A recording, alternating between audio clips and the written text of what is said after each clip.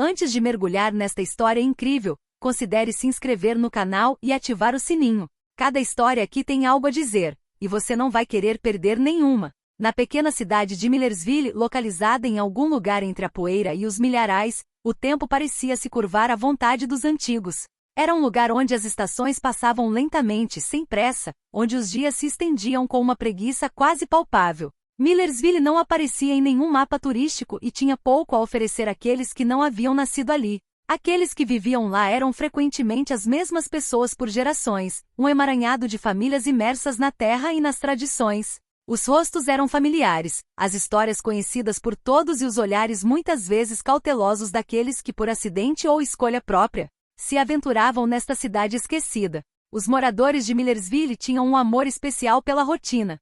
Os becos ficavam desertos depois das 17 horas, as lojas fechavam cedo e o café do Joe era um dos poucos lugares onde as pessoas se reuniam para trocar notícias, falar sobre o tempo mas também para espalhar boatos. O café, uma instituição local fundada na década de 1950, tinha paredes desgastadas pelo tempo, mas seu charme residia no cheiro imutável de café moído na hora, carne grelhada e poeira. Servia pratos simples, bifes, batatas fritas e o famoso torta de maçã que tornou o lugar famoso. Lá, as conversas se misturavam à música country que tocava constantemente ao fundo, como se o lugar estivesse congelado em uma era passada. Um momento suspenso onde o tempo não tinha mais força. No fundo do café, Frank Miller, um homem de 55 anos, de ombros largos, cabelos grisalhos e olhar severo, era uma figura quase mitológica. Ex-soldado, Frank havia deixado o exército após cerca de 30 anos de serviço.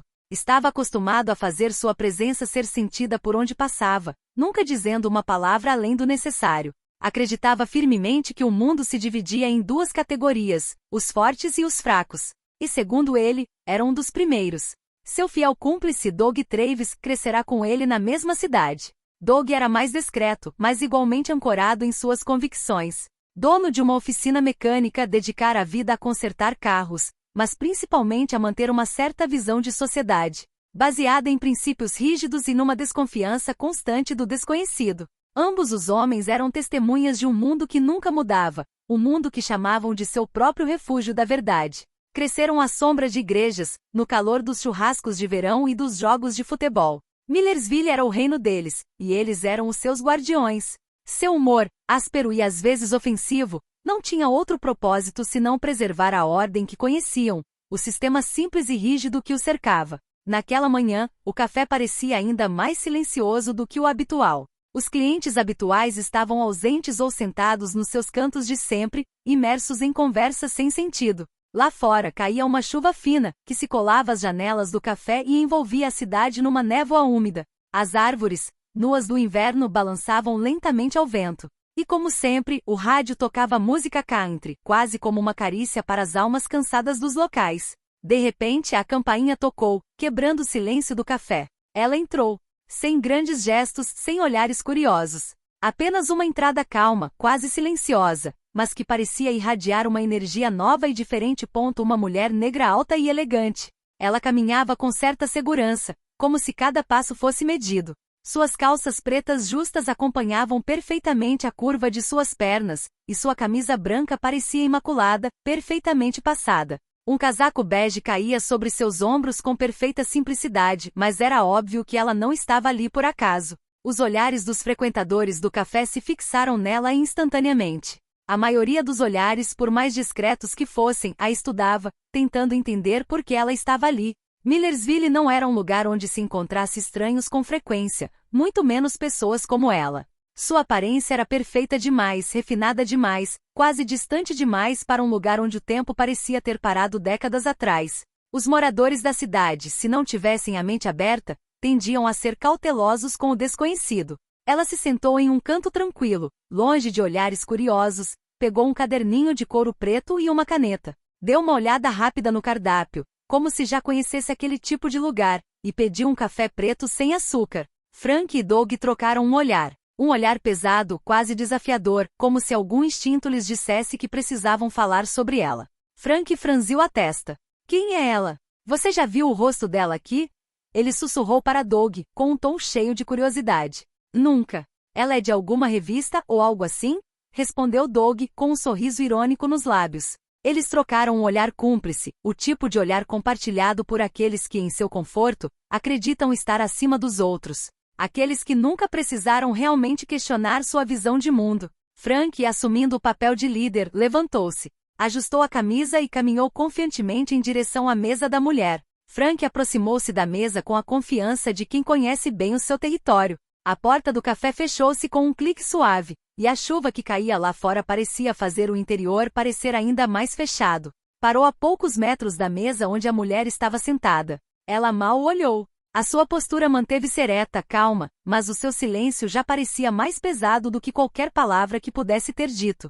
O olhar de Frank, repleto de orgulho silencioso, pousou sobre ela, mas tudo o que viu foi a frieza de seus olhos escuros. Sentiu-se vulnerável por um instante, como se estivesse perdendo alguma coisa, mas seu ego rapidamente o alcançou. Afinal, ele estava em casa ali, naquele café, naquela cidade. Não era uma estranha que o faria se sentir desconfortável. Ele zombou e, com um ar condescendente, dirigiu-se a ela, sua voz embargada por uma arrogância familiar. A senhora está perdida? Este lugar é para moradores locais, não para turistas.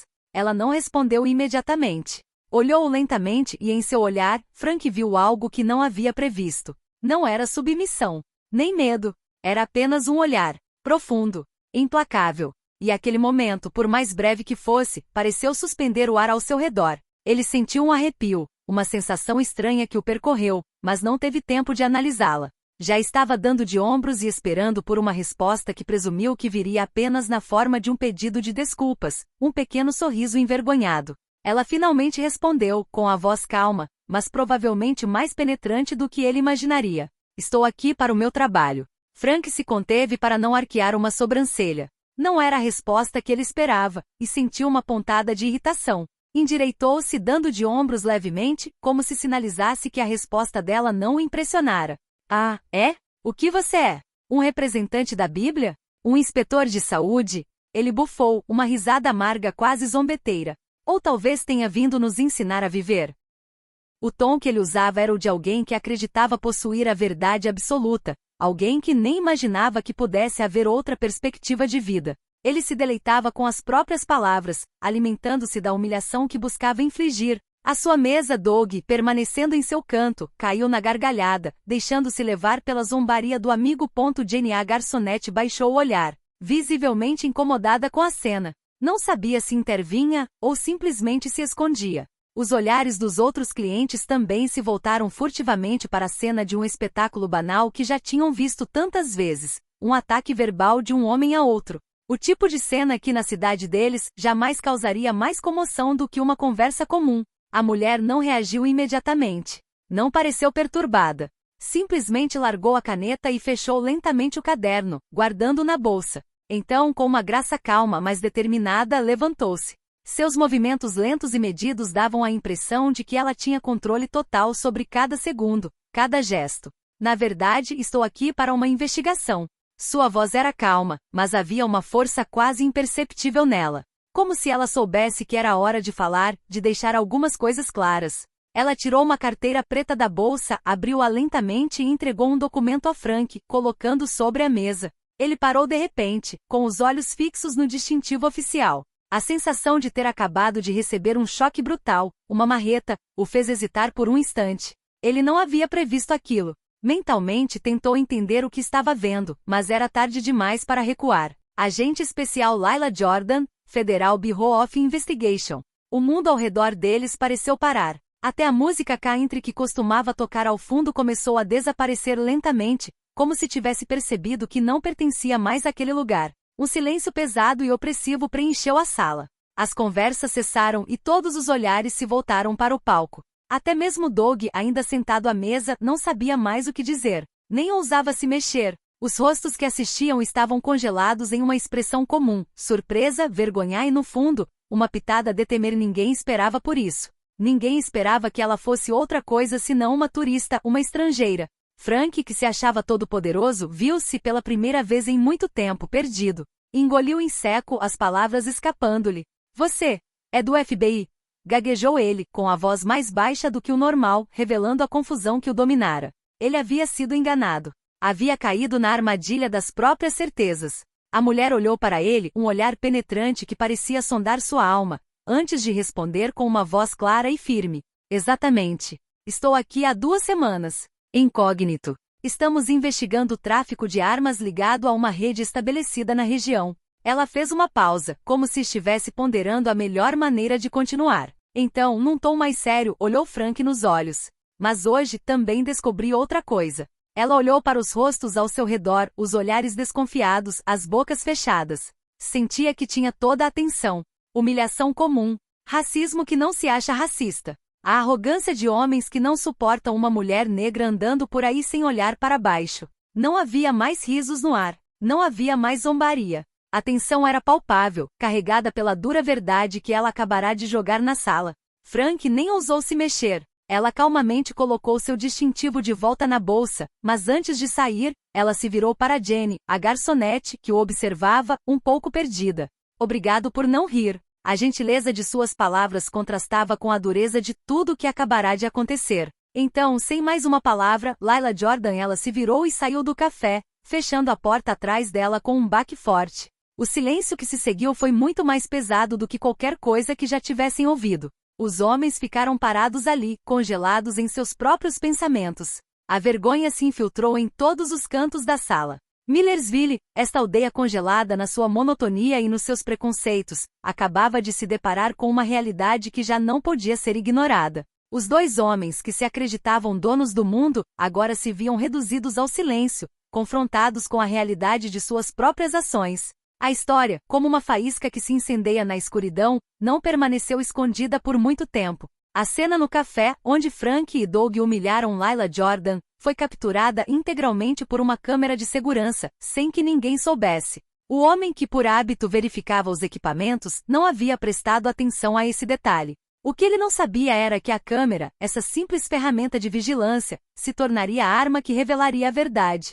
O vídeo, inicialmente confinado à privacidade do café, misteriosamente chegou à internet. Ninguém sabia ao certo como aconteceu. Talvez uma testemunha, ou alguém que tivesse decidido que o que estava acontecendo naquele café não podia mais permanecer em silêncio. De qualquer forma, o vídeo viralizou em poucas horas, espalhando-se de uma plataforma para outra na velocidade da luz. O título do clipe diz tudo: 2 homens humilham uma mulher negra. Ela revela que é do FBI.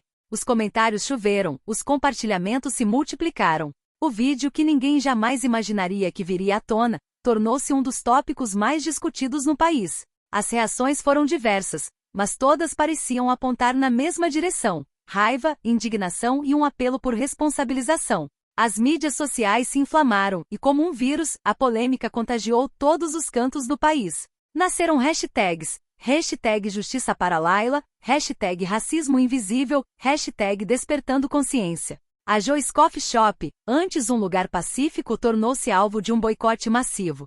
Clientes se aglomeraram, não para tomar café em paz, mas para denunciar as ações de Frank e Doug. O site da cafeteria foi inundado de críticas, mensagens pedindo ética, respeito a todos, independentemente da cor da pele. Jornalistas correram para o assunto. Artigos foram publicados com a mesma pergunta como manchete: como 2 homens locais humilharam uma mulher negra e acabaram na primeira página dos jornais. Entrevistas eram muito procuradas. A garçonete Jenny, que presenciou toda a cena, foi entrevistada pela imprensa local. Ela falou emocionadamente sobre a dignidade de Layla, sua capacidade de manter a calma diante da injustiça, seu poder silencioso mas poderoso. Lembrou-se de como a mulher, depois de revelar tudo, não buscou vingança.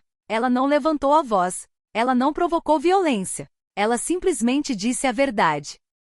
As consequências logo se fizeram sentir na pequena cidade de Millersville. Frank, que por muito tempo ocupará uma posição de influência como veterano no Conselho de Anciãos, perdeu o cargo. Em poucos dias, seu passado foi questionado. A opinião pública, antes indiferente, despertou. Doug, por sua vez, viu sua oficina abandonada. Clientes que antes acorriam em massa para consertar seus carros começaram a evitá-lo. As pessoas não queriam mais ser associadas àqueles que, no fundo, personificavam valores que rejeitavam. Mas, mais do que tudo, o que quebrou Frank e Doug foi o questionamento de suas próprias crenças. Eles estavam cegos por certezas profundas, acreditando que seu mundo, o mundo de Millersville, era fixo e que nada jamais poderia abalá-lo. Mas o incidente, o vídeo que os expôs ao mundo, derrubou aquelas paredes de complacência e orgulho. Eles não podiam mais ignorar a realidade. Não podiam mais fugir do que haviam feito. Havia uma rachadura em seu mundo, e ela jamais desapareceria.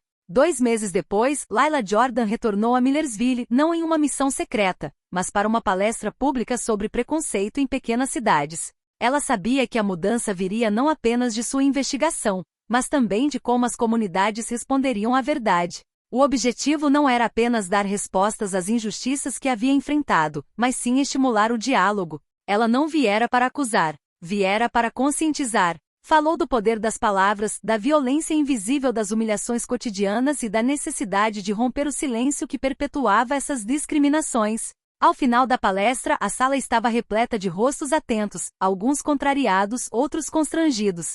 Em um canto, 2 homens estavam sentados de cabeça baixa em silêncio. Frank e Doug. Eles não estavam ali para fazer perguntas ou desafiar Layla. Estavam ali porque sabiam que precisavam estar ali e precisavam ouvir. Estavam ali para confrontar seus próprios demônios, para encarar o espelho que Layla lhes estendia sem rodeios. Quando a conferência terminou, Layla se levantou para ir embora. Ao passar pelos 2 homens, Frank se levantou de repente. O olhar que ele e Layla trocaram era carregado de arrependimento e remorso.